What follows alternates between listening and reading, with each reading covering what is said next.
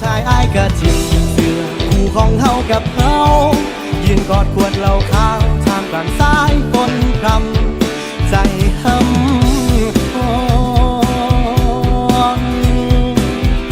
คืดทอดความหาเฮากินเหล้าเมาแห่งคิดทอดความเก่าสูญให้ใจเจ้าของคือบ่เศร้าหักเขาเศร้าหักคนใจร้ายที่เขาท